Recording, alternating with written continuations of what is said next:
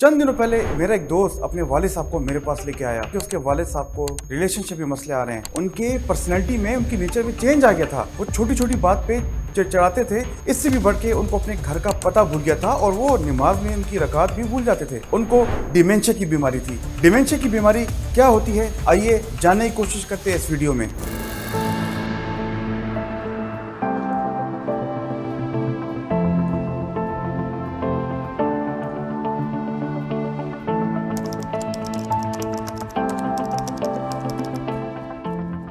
मेरा नाम है डॉक्टर अली मुफ्ती। मैं एक साइकेट्रिस्ट, एक माहिर नफ्सियात हूँ। Welcome to my infotainment channel. दोस्तों, जैसा कि मैंने वीडियो के शुरू में बताया कि डिमेंशिया याददाश्त की बीमारी, आपने इसके बारे में काफ़ी सुना होगा, लेकिन हमारी सोसाइटी में, हमारे लोगों में, बल्कि पूरी दुनिया में इसको लेके कन्फ्यूजन फैलाई जाती है कि डिमेंशिया है क्या, डिमेंशिया होती क्या है और क्या ये एक अलामत है या क्या बीमारी है। आज इस वीडियो में मैं 5 ऐसे वार्निंग साइंस आपको बताऊंगा जो कि डिमेंशिया से पहले आपके प्यारों में, आपके बुजुर्गों में, आपके बड़ों में आ सकती हैं। आगे जाने से पहले दोस्तों, मैं चाहूंगा कि मैं आपसे एक क्वेश्चन पूछूं। इससे मुझे पता चल सके कि आपको डिमेंशिया के बारे में कितनी जानकारी है, कितना बैकग्राउंड नॉलेज है। तो सवाल ये है कि डिमेंशिया का क्या मतलब है। नंबर 1, उदास रहना और नींद की कमी। नंबर 2, याददाश्त की कमी। आगे जाने से पहले मैं आपको बताना चाहूंगा कि डिमेंशिया है क्या। अक्टूबर 2022 जामा नेटवर्क, उसमें तादाद बताई गई थी कि पूरी दुनिया में 47 मिलियन लोग जो हैं डिमेंशिया का शिकार है और ये तादाद साल 2050 तक और भी ज्यादा हो जाएगी और एक्सपेक्टेड ये है कि 131 मिलियन लोग डिमेंशिया का शिकार होंगे। अगर हम अमेरिका की बात करें तो अल्जाइमर्स डिजीज, जो कि डिमेंशिया की एक कॉज है, वजह है, 5.8 मिलियन लोग जो हैं अमेरिका में डिमेंशिया का शिकार है। लेकिन डिमेंशिया होती क्या है? डिमेंशिया में अगर आसान अल्फाज में बताऊं, याददाश्त की कमी होती है। इसके अलावा जो है हमने ये भी देखा है कि अगर जो बूढ़ी औरतें होती हैं या मर्द होते हैं, उनको कपड़े पहनने में मुश्किलात हो सकती हैं। वो अगर खाना पहले बनाती थी तो उनको खाना बनाने में मुश्किल होती है, उनको भूल गया कैसे खाना बनाते हैं। इससे बढ़ के कि उनको जो भी रीसेंट याददाश्त है, यानी कि आजकल पुरानी याददाश्त, पिछले 2-3 दिन की याददाश्त, वो भी भूल गई उनसे। अब आप सोच रहे होंगे कि ये सारी अलामात, ये सब मसले तो मुझ में भी हैं। देखिए, मेरी बात सुने, ये बहुत नॉर्मल है, ये बहुत एक आम बात है कि हमसे चीज़ें भूल जाती हैं। लेकिन जैसे कि मैंने अपनी चाबी कहाँ रखी, मेरी घड़ी खो गई, मेरा मोबाइल खो गया है, ये कभी कभी अगर आपको हो तो कोई ऐसी बात नहीं है। लेकिन अगर ये खास उम्र के बाद, यानी कि 55 और 60 साल की उम्र के बाद होने लगे, बहुत ज़्यादा होने लगे और हफ्ते के 7 दिन ऐसे होने लगे और आपको अंदाज़ा भी ना हो कि आपकी याददाश्त कम हो गई है, तो यानी कि इसका मतलब ये कि आपके प्यारों में, आपके बुजुर्गों में, आपके बड़ों में डिमेंशिया की बीमारी शुरू हो चुकी है। तो ये सबसे पहला वार्निंग साइन है कि आपके बुजुर्गों में याददाश्त की कमी आने लग गई है और अब उनसे भूल गया है कि जब वो मस्जिद से वापस घर आते हैं, उनको घर का पता भूल गया है। उनको ये भी भूल चुके कि सुबह उन्होंने नाश्ते में क्या खाया था। उनको अब नमाज की रकातें भूलने लग गई हैं, इबादत के वो तौर तरीके उनसे भूलने लग गए हैं। तो अगर आपके किसी प्यारों में, बुजुर्गों में ये वार्निंग साइन है तो ज़रूर वो आगे डिमेंशिया की तरफ बढ़ रहे हैं। दूसरा वार्निंग साइन जो कि डिमेंशिया से पहले आ सकता है वो है कि हम रोज़मर्रा के काम में जो प्लानिंग करते हैं, उन लोगों में उन चीज़ों को मुश्किलात होती हैं। अगर मैं आपको इसकी एग्जांपल दूं, वो लोग जो कि 55 साल या 60 साल की उम्र से उनकी उम्र ज़्यादा हो और अब उनको मुश्किल हो रही हो कि हमारे फाइनेंसेस, यानी कि जो जितने भी हमारे माली मामलात हैं, उसमें उनको मुश्किलात हो रही हों। लैपटॉप पे, कंप्यूटर पे काम करते थे, जो पहले वो लोगों के लिए फैसले लेते थे, अब उनको उस चीज़ में मुश्किल हो रही है। अगर हम अपनी बात करें तो डे टू डे लाइफ में कभी कभी हमें भी फैसलों का हल निकालने में मुश्किल होता है, हमें भी प्लान करने में मुश्किलात आती हैं, लेकिन वो कभी कभी होता है, महीने में चाहे 3-4 दिन।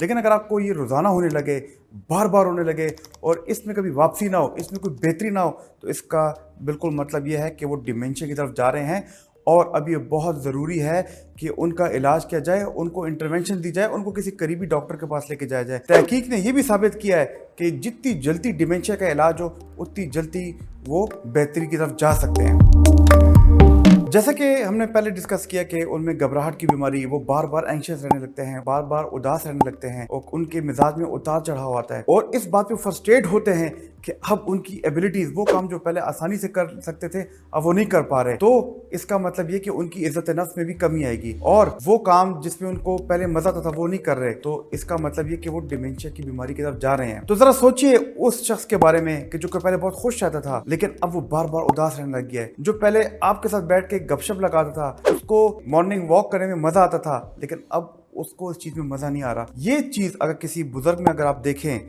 उसकी उम्र 60-65 साल या उससे ज़्यादा है, तो इसका मतलब ये कि उसकी जज्बाती सेहत ख़राब हो रही है और उसमें भी डिमेंशिया की बीमारी आने वाली है।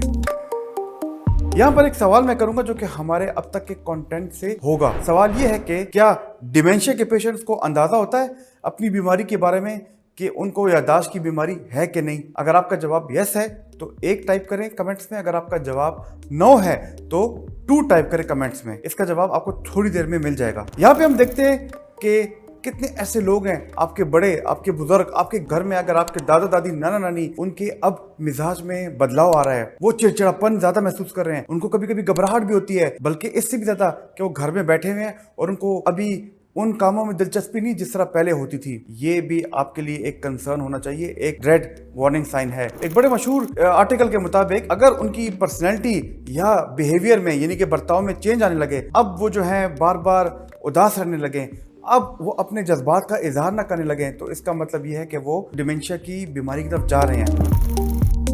दोस्तों यहाँ पे जो है एक और साइन जो कि आपको डिमेंशिया के बारे में बता सकता है वो ये है कि आपको लगे कि आपके बड़ों में पहले वो लोगों के साथ उनका रवैया अच्छा था, उनके रिश्ते अच्छे थे, वो लोगों में घुल मिल जाते थे इजीली, और जहाँ भी कोई खुशी का मौका होता था, गम का मौका होता था, वहाँ पे पहुँचते थे। अब उनमें ये चीज़ बदल गई है। अब वो अकेले बैठने लगे हैं, उनको अब लोगों में उठना बैठना मिलना जुलना उनको नहीं पसंद आता। इसके अलावा अगर आपके बुजुर्ग हैं तो उनको अपनी बीवी के साथ, वाइफ के साथ वो रिश्ता नहीं है जो कि पहले होता था। अपने बच्चों में के रिश्तों में वो बदलाव आ रहा है, उनको बार बार जो है चीज़ों को समझने में मुश्किल हो रही है।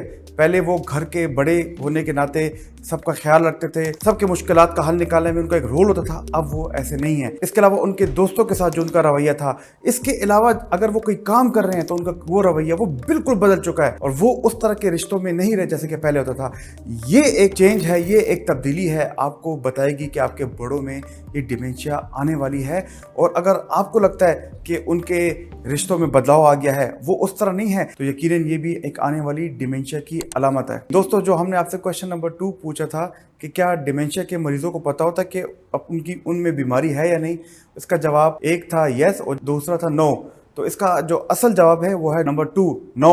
उनको अपनी बीमारी के बारे में नहीं पता होता कि उनको डिमेंशिया की बीमारी है कि नहीं, उनमें याददाश्त की कमी आ रही है कि नहीं। यहाँ पे मैं जिक्र करना चाहूंगा किताब का, why dementia makes communication difficult, a guide to better outcomes. ये किताब एक बड़े मशहूर साइकोलॉजिस्ट एलिसन रे ने लिखी है और इस बुक में ये बताया गया है कि वो बंदे जिनको डिमेंशिया की बीमारी होने वाली होती है, उससे चंद महीने पहले, चंद साल पहले उनके रवाबित में, कम्युनिकेशन के सिलसिलों में मुश्किलात आती हैं और यही चीज आगे जाके उनकी रिश्तों में और रिलेशनशिप में मुश्किलात लाती हैं। यहाँ पे एक बहुत इंपॉर्टेंट चीज मैं आपको बता दूं, अगर आपकी खानदान में, अगर आपके फैमिली में डिमेंशिया की जो कॉजेज हैं, जिसमें अल्जाइमर हो गया, वेस्कुलर डिमेंशिया हो गया, फ्रंटोटेम्पोरल डिमेंशिया हो गया, पार्किंसंस हो गया, ये चंद बड़ी बीमारियां हैं। अगर आपके खानदान में, आपके बड़ों में, आपके बुजुर्गों के बड़ों में ये बीमारी पहले किसी को हुई है, तो हाईली लाइकली ये चांस होगा कि आपके बड़ों में भी अल्जाइमर्स की बीमारी आ जाए। अल्जाइमर भी एक डिमेंशिया की वजह है, इसके बारे में फिर हम कभी वीडियो में बात करेंगे। अगर आपके खानदान में, आपके बुजुर्गों में कोई ऐसा बंदा है जिसको शुगर की बीमारी लाहक है, जिसको ब्लड प्रेशर की बीमारी लाहक है, या वो खून को पतला करने वाली दवाई खा रहा है या कोई इस किस्म की और दवाई खा रहा है, तो बहुत ज्यादा चांस है कि उसको भी आगे डिमेंशिया की बीमारी होगी। अगर उनको कभी जिंदगी में हेड इंजरी हुई है, उनका सर में बहुत बड़ी चोट आई है जिसके बाद वो बेहोश हुए थे, तो ये भी एक काफ़ी बड़ा चांस है कि उनको भी डिमेंशिया की बीमारी हो। अगर उनको पार्किंसंस की बीमारी है जिसमें उनके हाथ लरजते हैं, उनको चलने फिरने में मुश्किलात होती है, उनको जज्बात के इजहार में मुश्किलात होती है, तो हाईली लाइकली ये चांस है कि उनको आगे जाके डिमेंशिया की बीमारी हो। ये चंद चीज़ें हैं कि आपको पता होना चाहिए कि आपके बड़ों में, बुजुर्गों में अगर ये बीमारियां हैं तो आपके इमीडिएट बड़ों में, माँ बाप में, दादा दादी, नाना नानी में ये बीमारी आ सकती है। तो दोस्तों इस वीडियो में हमने आज डिस्कस किया कि डिमेंशिया की बीमारी होती क्या है,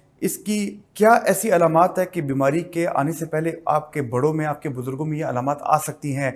ये खाली याददाश्त की बीमारी नहीं है, इसमें पर्सनैलिटी, उनके रवैयों में बदलाव आ सकता है, उनकी नींद में खलल आ सकती है और उनमें डिप्रेशन या और मिजाज के उतार चढ़ाव भी आ सकता है। मुझे बताइए दोस्तों कि क्या आपको डिमेंशिया की बीमारी के बारे में पहले पता था? अगर आपको पता था तो क्या आपके बड़ों में, प्यारों में ये बीमारियां मौजूद हैं, ये अलामात मौजूद हैं? हमें ज़रूर अपनी फीडबैक, अपनी आरा से कमेंट्स में आगाह कीजिएगा, बताइएगा। अगर आपको लगे कि ये अलामात आपके प्यारों में है, आपके करीबी लोगों में है, या आपने कोई ऐसा बंदा देखा हो जिसको आप जानते हैं इसमें सारी अलामात है। कोशिश कीजिए कि उसको किसी करीबी माहिर नफ्सियात के पास ले जाइए, मदद आपका इंतजार कर रही है। मेरी कोशिश रहेगी कि इन वीडियोस के जरिए आपकी पर्सनैलिटी के अंदर पॉजिटिव चेंज लाऊं, मस्बत चेंज लाऊं और आपकी पर्सनैलिटी को मजीद रेजिलिएंट बनाऊं। तो जुड़ी रहिए। खुदा हाफिज।